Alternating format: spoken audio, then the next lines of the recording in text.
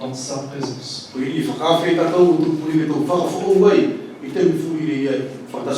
L'Épître aux Hébreux nous dit le voile a été déchiré, maintenant nous avons un libre accès au trône de la grâce.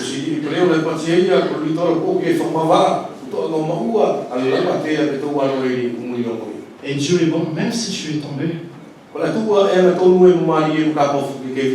Chaque jour, Dieu attend juste que tu reviennes, qu'on revienne.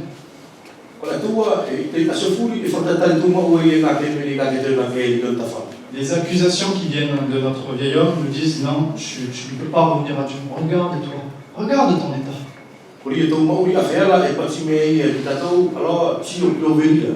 Tu vas oser te présenter devant Dieu comme ça, sale. Tu as flirté avec le monde. Tu as été avec les cochons. Et là, tu vas te présenter devant le Dieu saint. Non, tu ne peux pas. Ça, c'est notre propre séduction. C'est la séduction qui vient du vieil homme, qui veut nous empêcher de revenir à Dieu.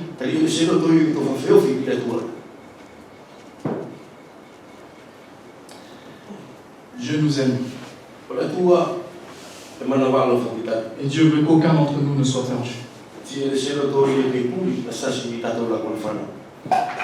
Après, il y a également le renouvellement à venir.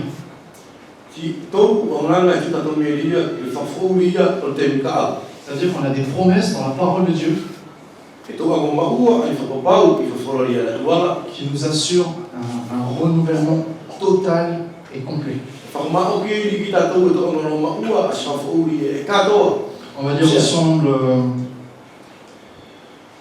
On va lire ensemble 1 Corinthiens, chapitre 15.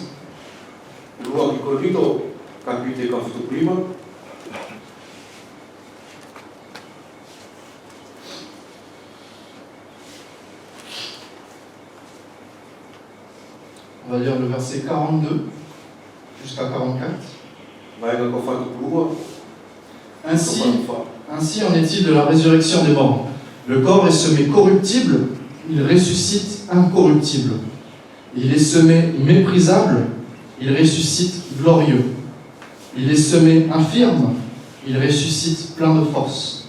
Il est semé corps naturel, il ressuscite corps spirituel. S'il y a un corps naturel, il y a aussi un corps spirituel.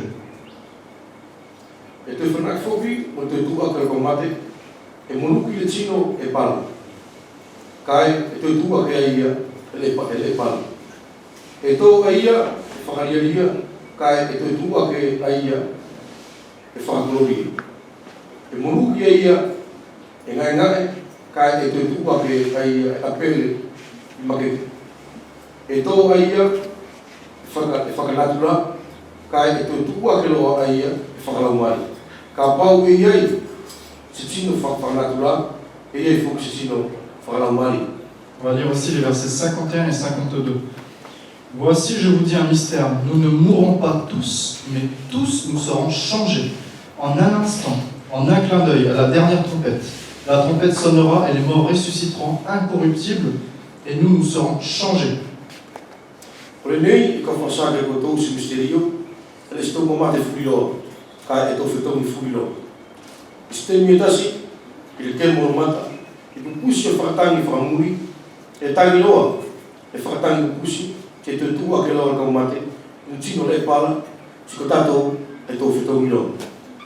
C'est-à-dire que dans le renouvellement quotidien,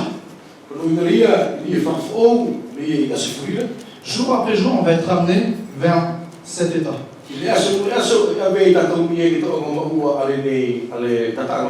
Vers un état de sainteté plus grand. Bien sûr, on ne pourra jamais réellement l'atteindre, même en ayant deux vies.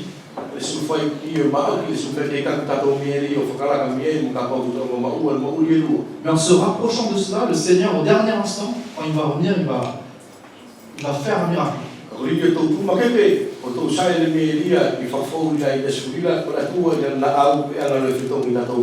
Et là, tu seras comme lui. Tu seras devenu glorieux.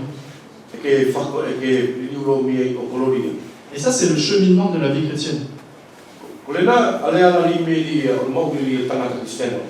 Je vais revenir un petit peu dans Romains chapitre 12.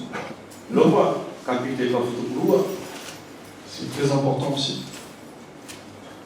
Romains chapitre 12.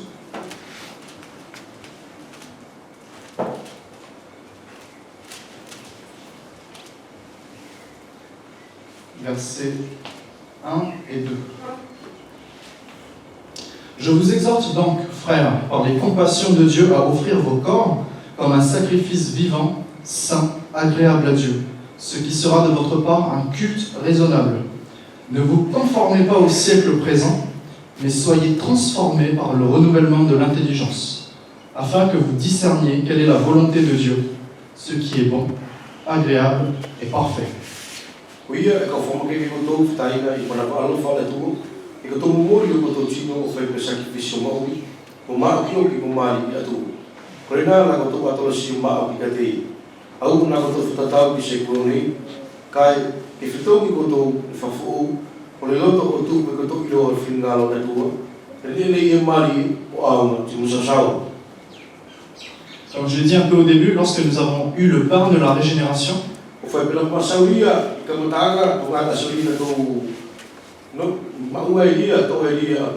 tu es devenu pur, tout ton être est devenu pur. Même ton corps aussi. C'est-à-dire qu'aujourd'hui, si tu es croyant de Jésus-Christ, tout ton corps est saint, entièrement.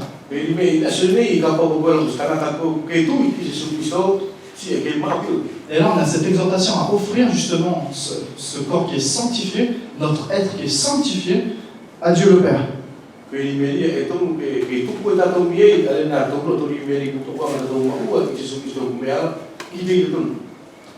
Et cela, voilà, par un culte que nous lui rendons tous les jours.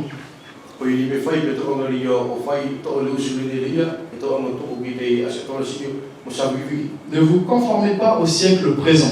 Comme je l'ai dit, on a des ennemis. On a le vieil homme qui est crucifié en nous. On a ce monde. Et on a le prince de ce monde. Alors les trois combinés nous poussent vraiment à nous conformer à ce siècle.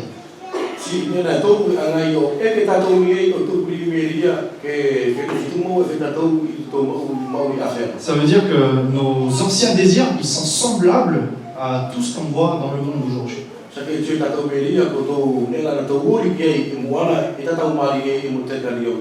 C'est-à-dire que je vais tout faire pour l'argent.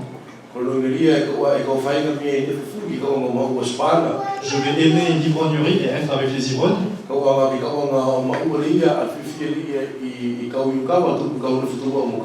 Je vais aimer les excès et la débauche. Je vais aimer les excès et tout ce qui est contre Dieu.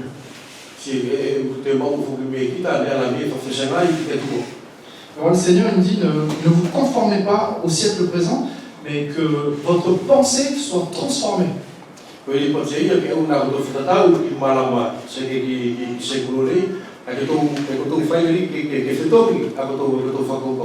Mais bien aimés, vos pensées vont déterminer ce que vous allez faire.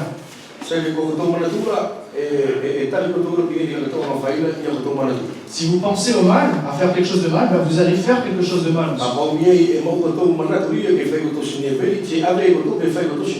Si vous avez de bonnes pensées, donc votre être va suivre aussi.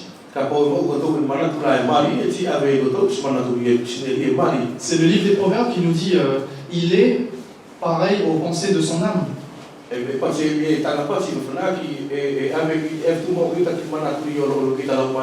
C'est-à-dire que si l'ennemi arrive à atteindre nos pensées, à changer notre façon de penser,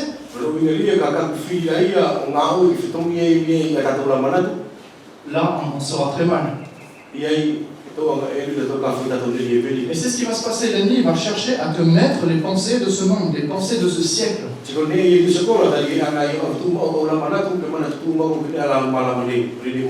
Pour que ta vie, ensuite, elle suive, elle s'aligne avec ce siècle.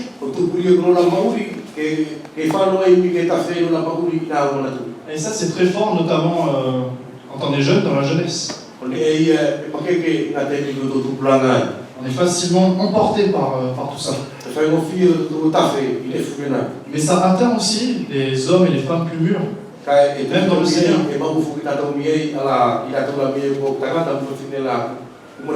C'est-à-dire que si tu n'es pas suffisamment ancré dans la parole de Dieu, si tu n'as pas connaissance suffisamment de la parole de Dieu,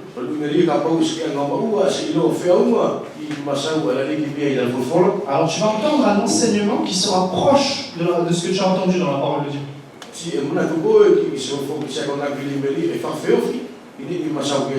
Et là tu vas suivre, sans savoir que l'issue, la fin de ça, c'est la perdition.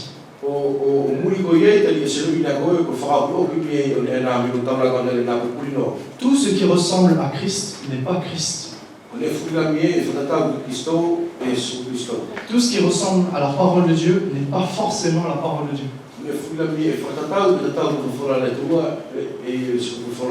Alors vraiment, on doit aussi être vigilant dans ces côtés-là aussi par rapport aux enseignements qu'on reçoit.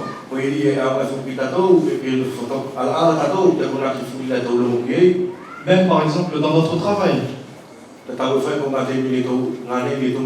ou à l'école, ceux qui étudient.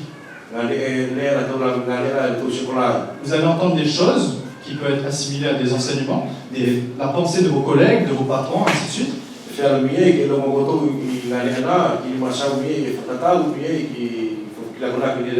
Et si tu n'es pas ancré dans la parole de Dieu, tu vas te dire, ah, il a raison, elle a raison. Et ben, tu vas suivre en fait.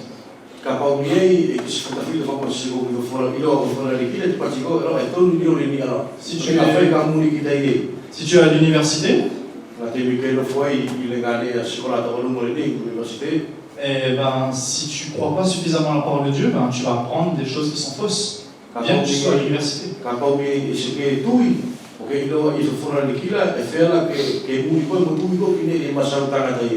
Voilà. Dans tous les cas, nous sommes vraiment invités par le Seigneur à être renouvelés dans nos pensées.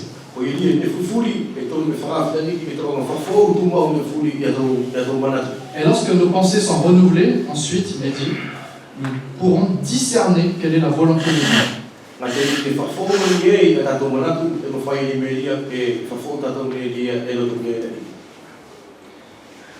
Tout à l'heure, on a pris la table tout à l'heure.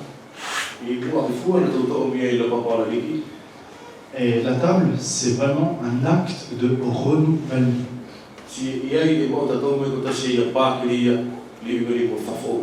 C'est-à-dire que c'est pas juste un rituel où le Seigneur m'a dit de le faire, donc je vais le faire.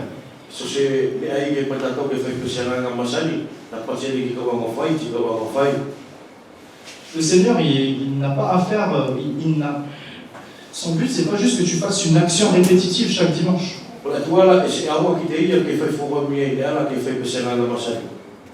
À la table, c'est un mémorial, comme notre femme l'a dit, c'est pour qu'on puisse se souvenir, se rappeler.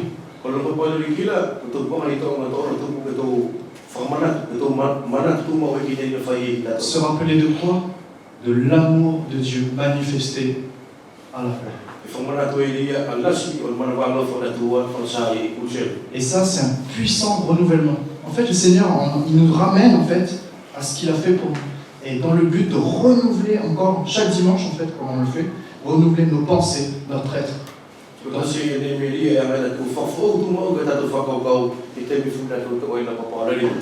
Pour que nous puissions repartir, parce que le dimanche c'est le premier jour de la semaine, pour que nous puissions repartir dans une nouvelle semaine renouvelée.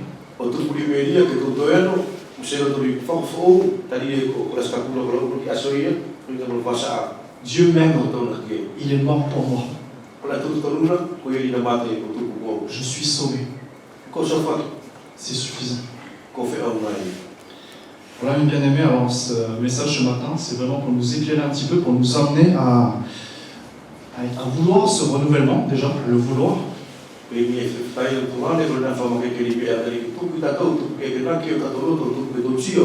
Que nous soyons poussés vers sa parole pour que nos pensées soient renouvelées.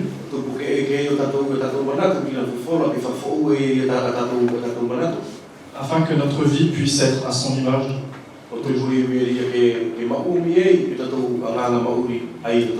Nous allons prier. Père éternel, Merci pour ton amour pour nous qui ne change pas.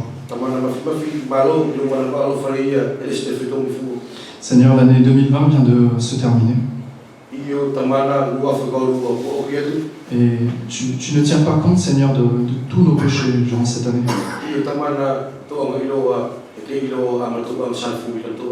Mais Seigneur, tu souhaites que nous puissions regarder à nouveau à toi en 2021. Seigneur, tu veux renouveler nos pensées, notre être tout entier, afin que nous puissions discerner ce qui est ta volonté, Seigneur, pour pouvoir être agréable. Seigneur, comme David l'a dit dans les psaumes, crée en nous des cœurs bien disposés. Crée en nous des cœurs purs. Seigneur, renouvelle-nous. Dans le nom précieux de Jésus. Amen. Amen.